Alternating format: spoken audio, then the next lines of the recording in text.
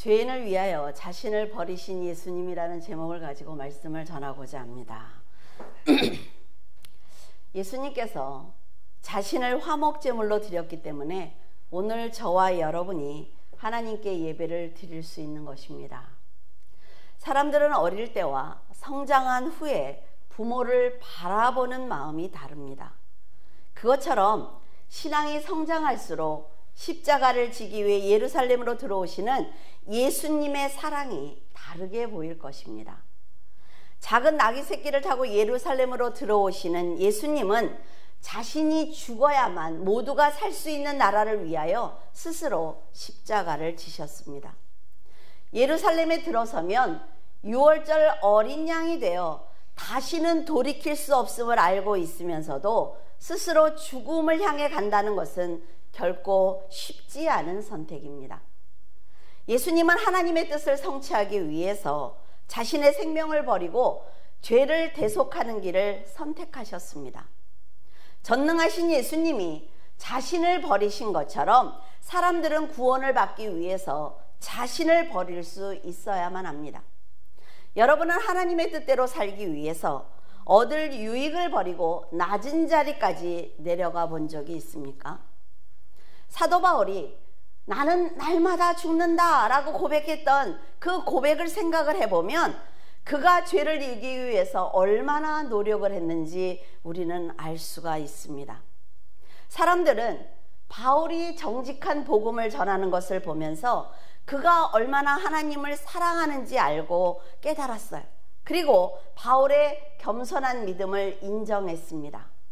천국에 다녀오는 경험과 생명을 살리는 놀라운 능력을 받았음에도 불구하고 그가 날마다 정직한 믿음을 위해서 낮은 자리에 내려가는 것입니다.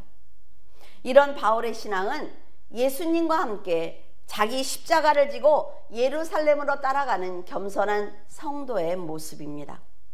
만약 주님께서 여러분에게 예루살렘에 함께 들어가자 라고 청하신다면 여러분은 어떤 결정을 하시겠습니까? 내가 가장 아끼는 세상의 겉옷을 벗어서 나귀 위에 깔고 나와 함께 예루살렘으로 가서 십자가를 같이 지자 라고 여러분에게 청하신다면 세상의 겉옷을 벗기가 두려워서 주저하지 않겠어요? 쟁기를 잡은 자는 뒤를 돌아봐서는 안 된다 라고 말씀을 하시며 십자가 앞으로 가자고 하는데 뒷걸음치고 있는 것은 아닙니까? 이런 신앙은 유월절 어린 양 피를 문설주에 바르는 것조차 망설이는 불신앙입니다. 내가 예루살렘으로 들어가면 이제 더 이상 너를 위해서 나는 기적을 행하지 못할 거야 라고 말씀을 하시면서 여러분에게 함께 죽자고 하면 주의 말씀에 제자들처럼 도망치고 있지 않은지 자신의 신앙을 한번 돌아보기를 바랍니다. 6월절이 지나면 더 이상 문설주에 바를 어린 양의 피는 없습니다. 예수 그리스도께서 이 땅에 재림하시고 나면 더 이상의 기회는 없어요. 요한복음 12장 13절 종려나무 가지를 가지고 맞으러 나가 외치되 호산나 찬송하리로다 주의 이름으로 오시느니 곧 이스라엘의 왕이시여 하더라. 예수님께서 예루살렘으로 들어가실 때 아주 많은 사람들이 종려나무 가지를 흔들면서 유대인의 왕으로 오시는 예수님을 환영했습니다. 당시 이스라엘 백성들은 로마에게 고통을 당하고 있는 자신들을 해방시켜 줄 수 있는 아주 강한 다윗과 같은 메시아가 오실 것을 믿고 있었어요. 왜냐하면 유대인들은 하나님께 특별히 나는 선택을 받은 선민이야 라는 생각을 갖고 있었단 말이죠. 우리는 율법을 받았어. 그래서 우리는 모두 구원을 받았어 라는 생각을 했기 때문입니다. 구약의 선지자들이 죄를 대속하기 위해서 메시아가 오실 것이다. 너희들의 세상의 삶을 위해서 오시는 것이 아니야. 너희들의 죄를 대속해 주고 어린 양이 되실 예수가 오실 것이라고 말씀을 전했지만 그들은 오직 세상의 왕을 기다리고 있는 것입니다. 우리는 그렇지 않습니까? 세상에서 나를 잘 살게 해줄 그런 하나님을 믿고 있는 것이지 내가 가지고 있는 걸 다 빼앗는 하나님을 믿는 거 아니라 말이죠. 나귀 새끼를 타고 예루살렘으로 들어오시는 예수님을 다윗처럼 막강한 힘을 가진 왕으로 알고 있었기 때문에 호산나를 지금 외치고 있는 거예요. 얼마나 신이 났을까요? 이들은 인간적인 욕심으로 예수님을 유대인의 왕이라고 외치고 있는 것입니다. 그들이 지금 마음을 모아서 호산나를 외치고 있는 것은 세상에서 고통을 당하는 자신을 구원해 달라는 간절한 마음일 뿐이지 죄에서 해방시켜 주실 예수님을 찬양한 것이 아니라는 것입니다. 여러분은 오늘 어떤 마음으로 예배를 드리고 있습니까? 하나님께서 지금 이 자리에서 여러분에게 말씀하시기를 나는 너에게 세상의 힘을 하나도 주지 않을 것인데 그래도 끝까지 나를 믿어주겠니? 라고 물으신다면 어떻게 하시겠습니까? 설마 이렇게 생각하시겠어요? 여러분은 그래도 나에게 아무것도 주지 않으실지언정 예수 그리스도만 섬기겠다고 고백을 드리며 진리와 성령으로 예배를 드리기를 바랍니다. 예수님께서 타고 계신 나귀 위에 제자들도 겉옷을 깔아드렸습니다. 그리고 예수님을 환영하는 군중들 사이에 자기들의 겉옷을 벗어서 길에 깔아드리며 오직 예수님만 섬기겠다고 다짐을 했어요. 나는 예수님이 선택한 제자야 라는 생각을 가진 거지요. 겉옷을 벗는다는 것은 나의 모든 것을 다 주님께 드리겠습니다 라는 고백입니다. 지금 제자들과 사람들은 자신들이 지금 하고 있는 이 행동이 무엇인지 모른단 말이죠. 그냥 아무것도 모르고 신이 나니까 그렇다니까 호산나를 부르며 종려나무 가지를 흔들고 있는 것입니다. 제자들은 이 많은 사람들이 왜 예수님을 환호하고 있는지 또 자기들의 마음이 왜 이렇게 들뜨고 기쁜지 그때는 알지 못했습니다. 훗날 유월절 어린 양인 예수를 죽이라고 소리치는 백성들을 생각하면서 죄를 대속하기 위해서 예루살렘으로 향하신 예수님께 자신들이 얼마나 큰 죄를 지었는지 그때 깨달은 거예요. 이 사람들은 예수님이 유대인의 왕이 되면 큰 이득을 취할 수 있다라는 욕심 때문에 열렬히 환영했구나라는 것을 예수님이 죽고 난 다음에 부활하신 다음에야 깨닫게 된 것입니다. 꽤 오랜 시간이 걸리지요. 그러나 제자들은 이 사람들과 전혀 다르지 않습니다. 3년 동안 예수님께 말씀을 들었지만 진리를 통해 세상을 보지 못했기 때문에 그들 역시 예수님을 배신하고 말았던 것입니다. 이처럼 사람들은 상황과 환경과 사람들의 그리고 자신의 감정에 속고 있습니다. 백성들은 죽은 자를 살리고 눈먼 자와 중풍병자를 고치며 양식을 위해서 오병이어를 주신 그 기적을 경험했기 때문에 예수님께서 왕이 되면 나도 큰 힘을 가질 수 있을 거야. 그러니까 어때요? 어디가 상석이냐라고 싸우고 있잖아요.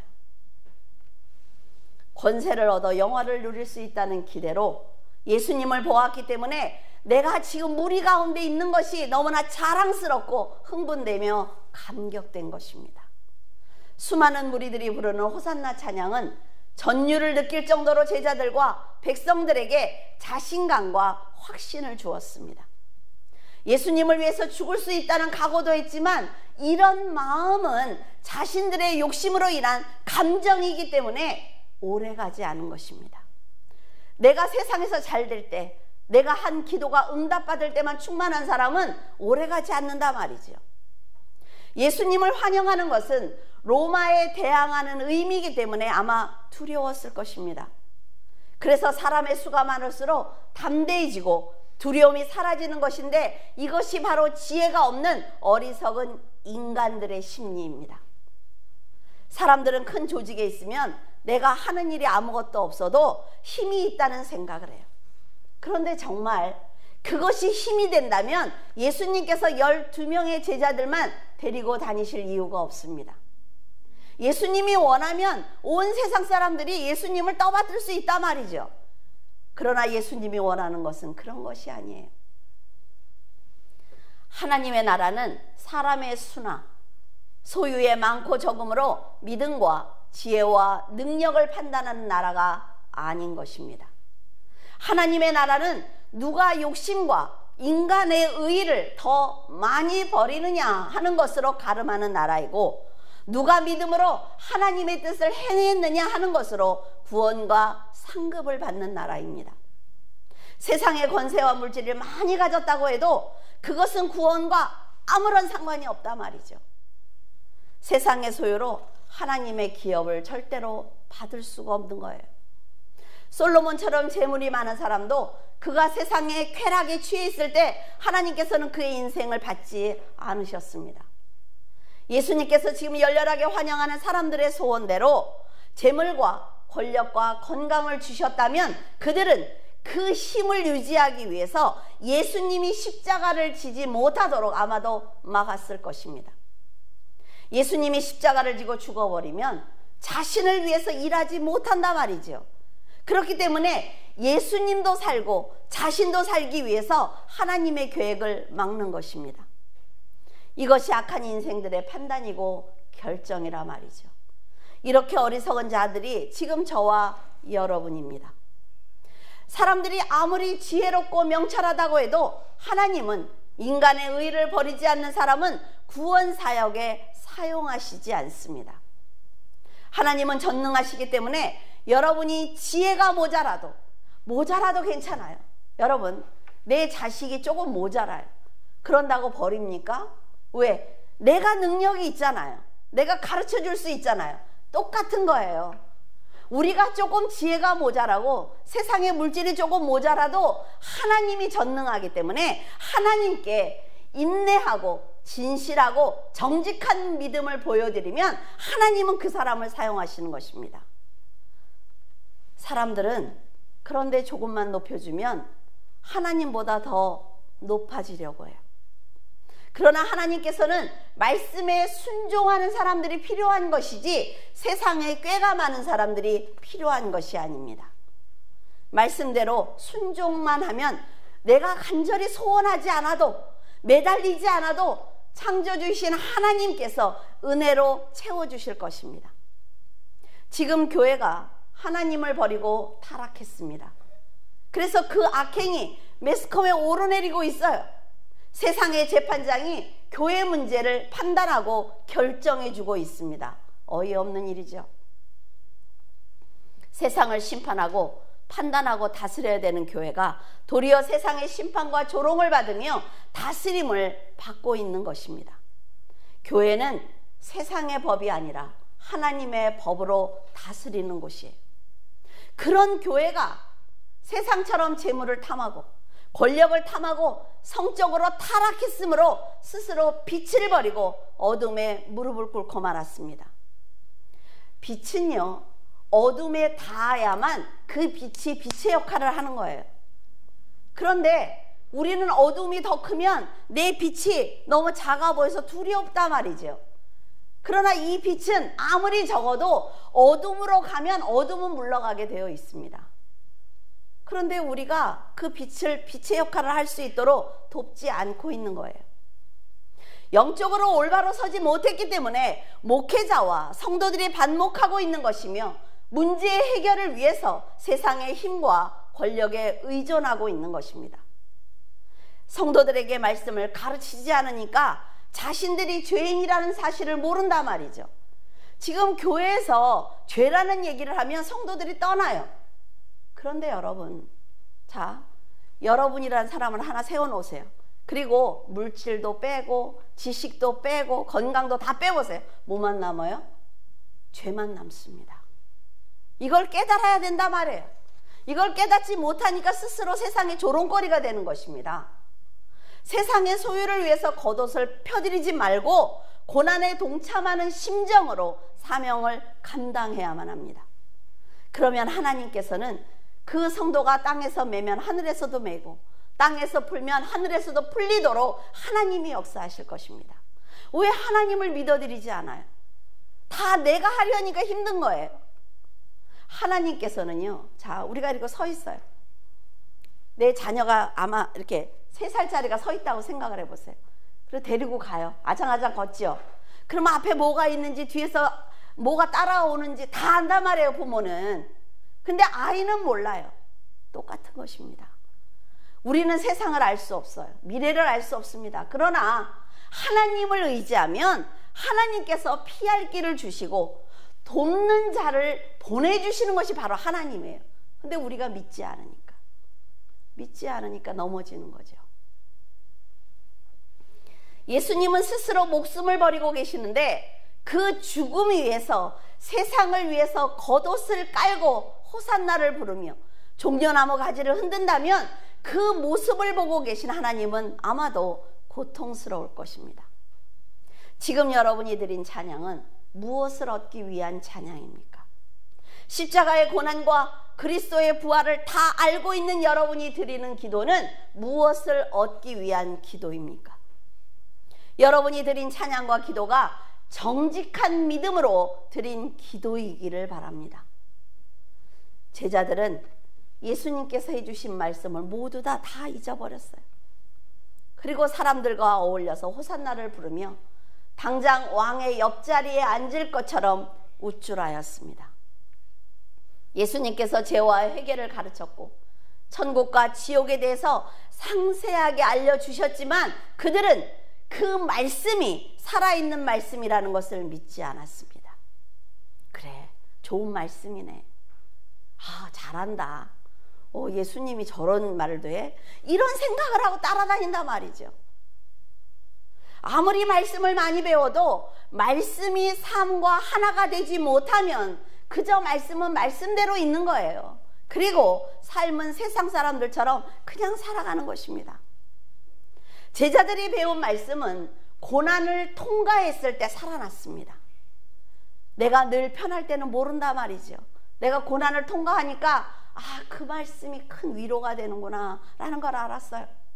말씀이 운동력이 있고 날선 검과 같다는 것을 깨달았을 때 그때야 성도들에게 능력이 나타나는 것입니다. 왜? 내가 칼을 가졌을 때와 안 가졌을 때 다르다 말이죠. 예루살렘으로 들어간 뒤 자기들이 생각했던 것과는 전혀 다른 상황이 전개되기 시작을 했어요. 그러자 제자들과 백성들은 두려움을 느끼기 시작했습니다. 성도들에게 이 두려움이 가장 큰 적입니다. 분명 예수님이 함께 계시면 기적이 일어나야 되고 괴롭히던 로마인이 물러가야 하는데 예수님이 기적은커녕 자기가 죽을 준비를 하고 있는 거예요. 어이없지 않습니까? 두려움은 현실이 되었고 가룟 유다와 사람들은 검과 몽치를 들고 범죄자를 잡는 것처럼 예수님을 잡으러 왔습니다. 예수님을 환호했던 무리들이 세상에 도움이 되지 않자 어때요?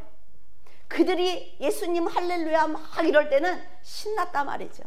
저 사람들이 다 내 힘이야. 근데 이 사람들이 예수를 죽여라 그러니까 어때요? 그 사람들이 이제는 자기의 두려움이 대상이 된 거예요. 이제 제자들도 어떤 결정이든 해야만 했습니다.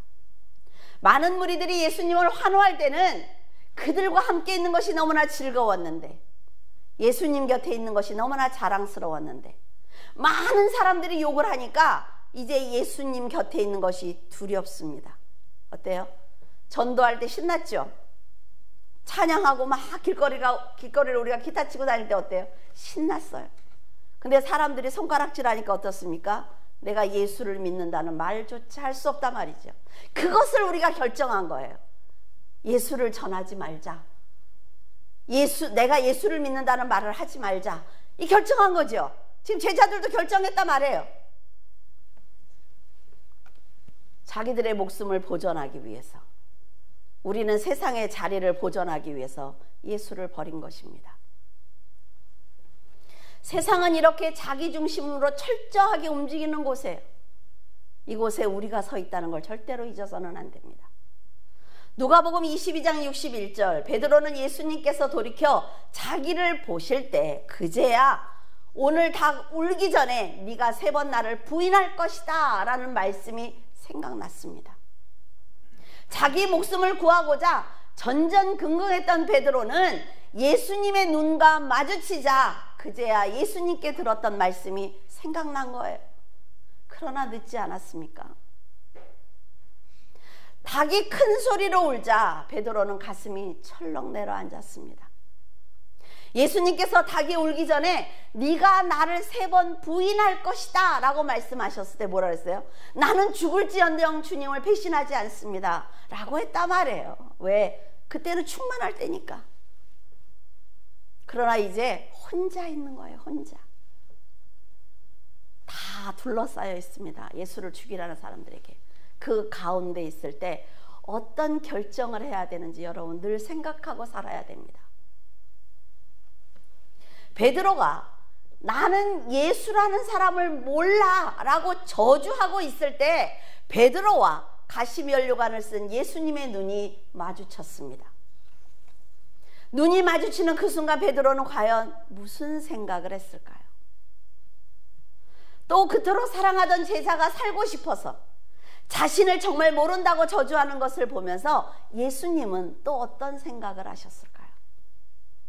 만약 여러분이 메시아라면 그런 자를 위해서 죽고 싶으십니까?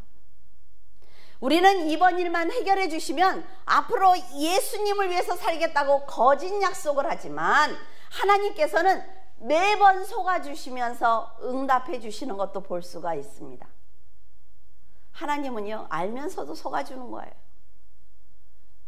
여러분은 그렇게 기도한 적 없습니까? 저는 그렇게 기도한 적 있어요.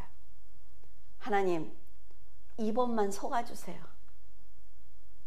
제가 하나님 앞에 영적으로 충만해서 드리는 기도 아닙니다. 이것은 제 욕심으로 드리는 기도예요. 그런데 그 사람을 한 번만 살려주세요. 한 번만 속아주세요. 라고 기도한 적이 있어요, 저는. 근데 그렇다고 해서 여러분, 여러분의 자녀들에게 속으면 안 됩니다. 아셨죠? 속아줘야 돼. 그래. 하나님처럼 속아줘야지. 아니요.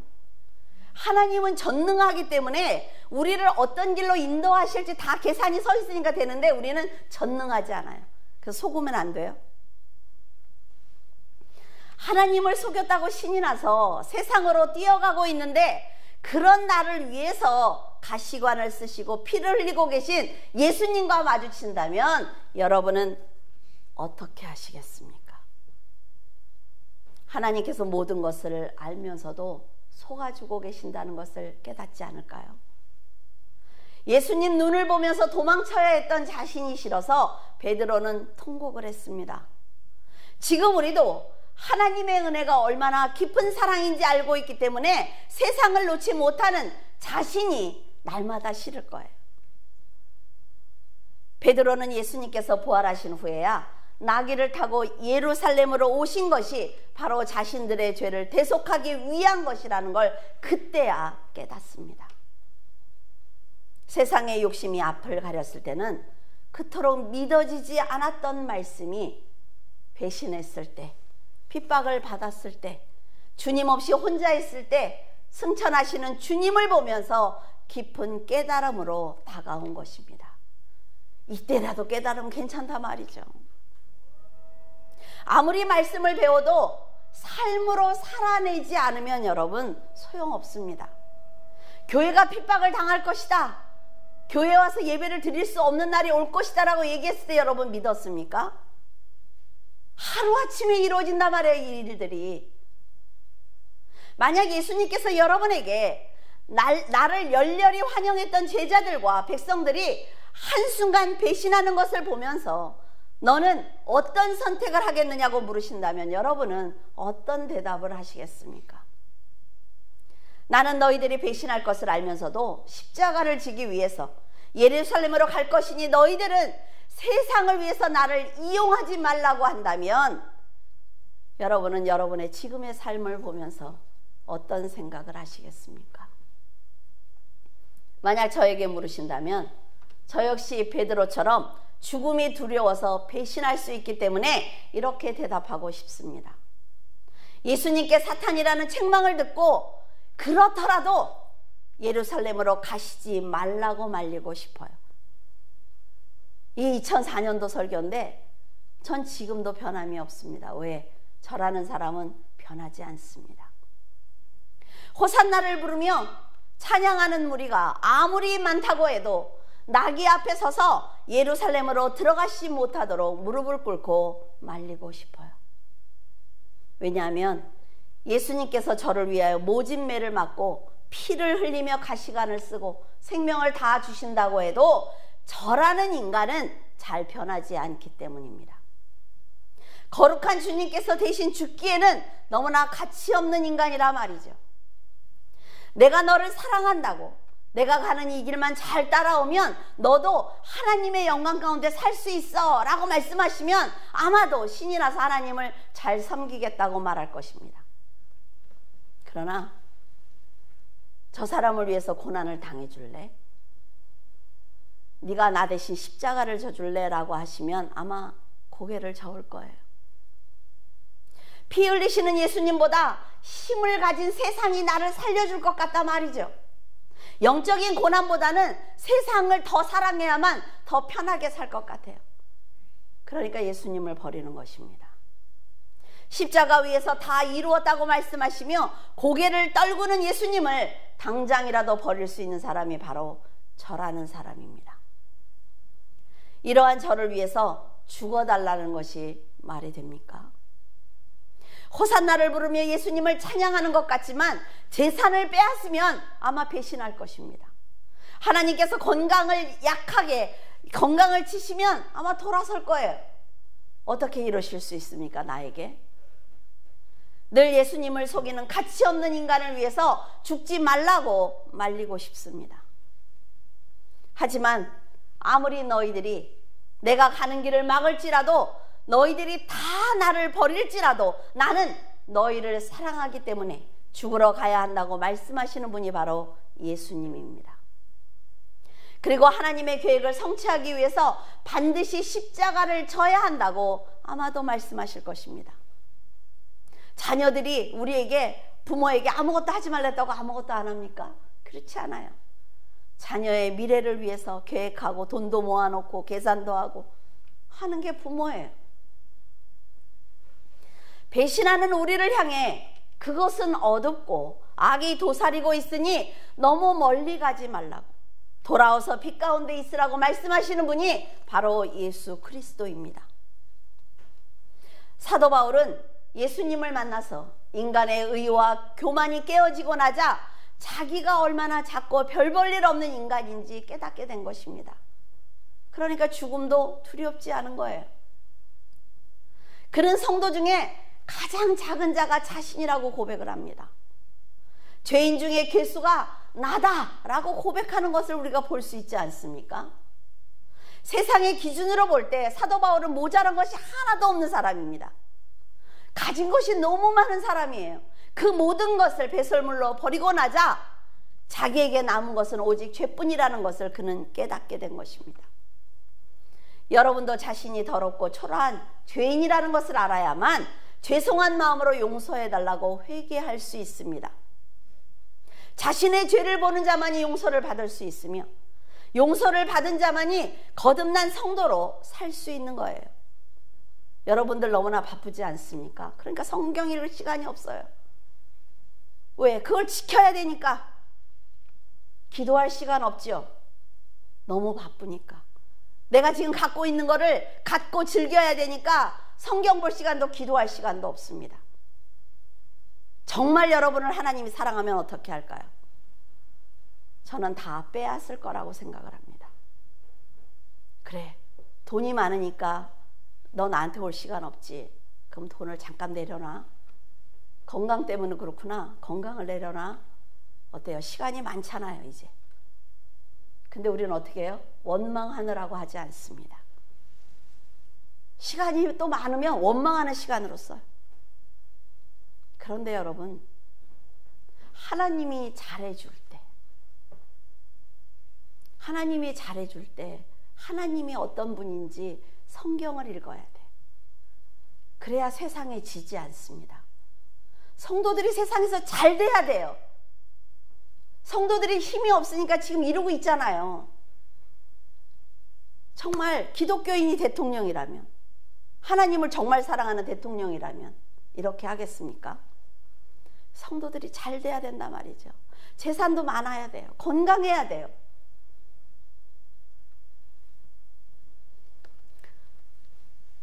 죄가 마음을 가리면 지금 호산나를 부르는 것이 얼마나 악한 죄인지 깨닫지 못합니다.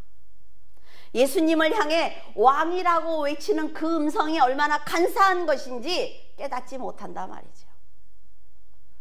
십자가를 지는 예수님을 아는 채 하면 하나뿐인 생명을 빼앗길 수 있습니다. 그러니까 십자가 앞으로 나온 사람은 단 한 명도 없습니다. 예수님께 겉옷을 깔아드리던 그 많은 사람들은 지금 다 어디에 있는 것입니까? 종려나무 가지를 흔들고 환호했던 그들은 십자가에서 죽어가는 예수님을 두고 지금 모두 다 어디에 있습니까? 그리고 저와 여러분은 지금 어디에 서 있어요?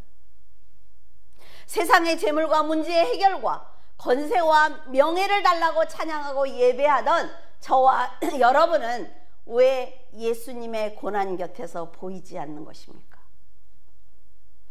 예수님께서는 물과 피를 다 쏟고 계시면서도 우리를 바라보면서 걱정하지 말라고, 내가 죽어야만 네가 사니까 나는 기쁨으로 죽겠다고 말씀하시는데 우리는 그 눈을 피해서 어디를 보고 있습니까? 여러분이 세상 욕심을 버리지 않으면 예루살렘에 입성하는 예수님을 환영할 수밖에 없습니다. 인간의 의의를 버리지 않으면 베드로처럼 결국 예수님의 눈을 보면서도 배신할 수밖에 없는 거예요. 제자들도 예수님과 함께 있을 때는 귀신을 내어 쫓고 구제도 했으며 병자를 치료했던 능력의 사람이었습니다. 그러나 죽음이 두렵다는 생각에 매이자 예수님을 배신하고 만 것입니다. 하나님을 진심으로 만났다면 세상의 자리에서 믿음의 자리로 옮겨 앉아야 하고, 불순종의 자리에서 순종의 자리로 옮겨 앉아야 하며, 불평과 불만의 자리에서 감사의 자리로 옮겨 앉아야 하는 것입니다. 여러분이 아무리 순교하고 싶어도 여러분 마음대로 되지 않습니다. 내가 순교하겠다 그랬다고 순교하는 거 아니라 말이죠. 하나님이 허락해야 순교하는 거예요.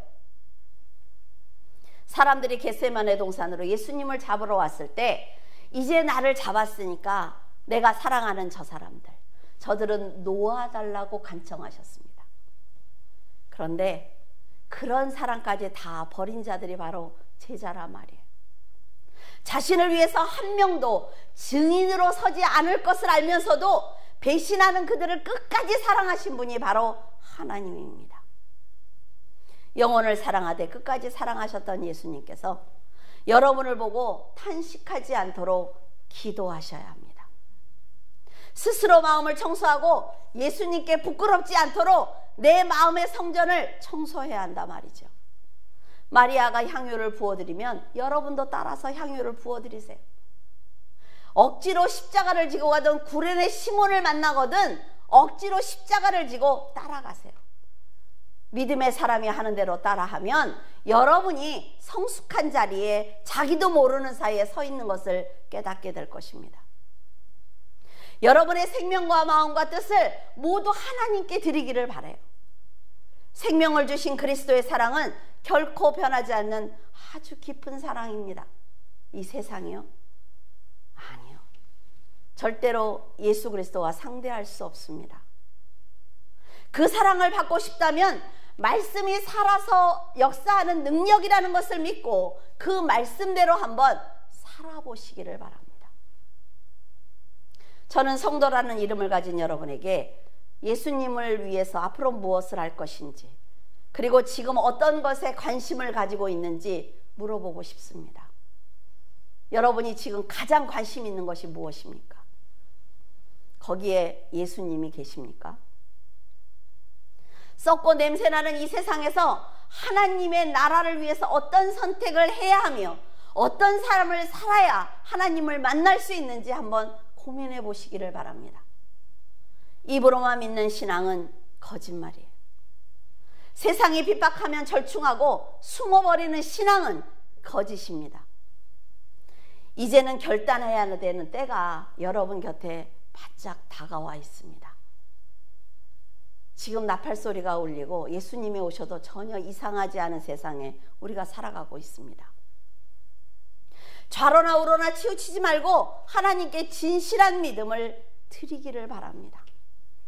십자가를 지신 예수님만 여러분의 생명입니다.